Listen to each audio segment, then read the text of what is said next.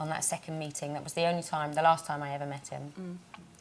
And I said to my mum, I really don't think this guy is good for you. You're not acting, you know, you don't seem yourself. You don't seem happy or confident. Did she seem subdued? Is that what was it that you could put your finger on? What was the change in her? The change, well, first of all, she was smoking for the first time in 4 years, and she seemed nervy, really nervy. And when I asked her questions, she didn't quite know how to give me the answer. And yes, in answer to your question, she was subdued, and she just lacked confidence. She wasn't her usual interactive self with me whatsoever. What about you, Manuel? Were you aware of what was going on? No, unfortunately, during that period I was travelling quite a lot for work, so I was never really in the country. And it's kind of ironic because the manipulation must have been very strong, because my sister and I had an exceptional bond. She more or less brought me up as a child. And, you know, I was oblivious. She didn't really reach out to me. And, you know, today I find that regretful, but... And your little brother, 15 years of age, was in the house too? Yes. What was he aware of?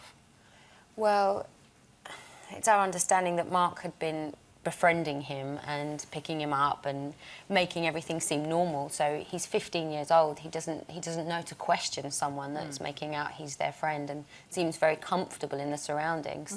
So we're just lucky he's alive, because it was 3 days that he was being followed around the house.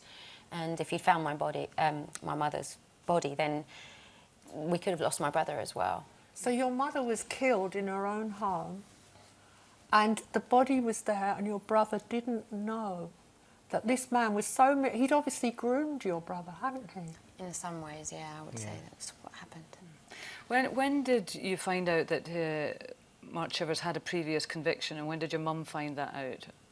She would have found out after he assaulted her. It was a sexual assault, but it was on the file as assault, and that was in July.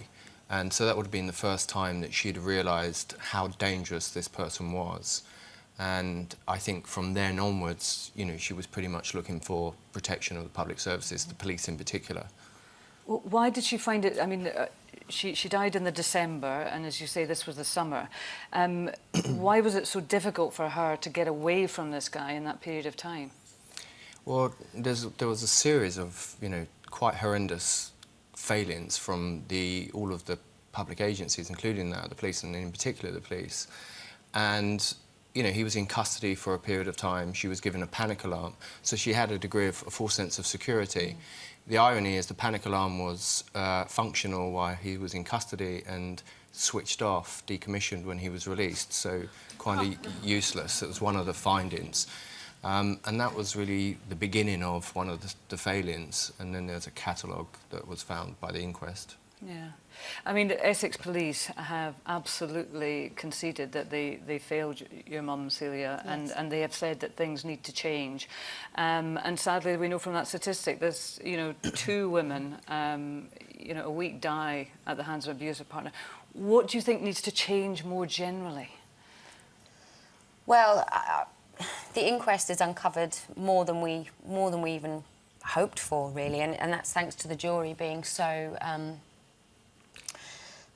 diligent. I think that... Sorry, go on. So diligent, really, and now it's even more a call for the public inquiry, for the public to take back the power of the public services, really. I think I agree. I mean, to answer your question, though, there's a number of problems that reside within the police in particular. Some of the other agencies need to get back up to speed.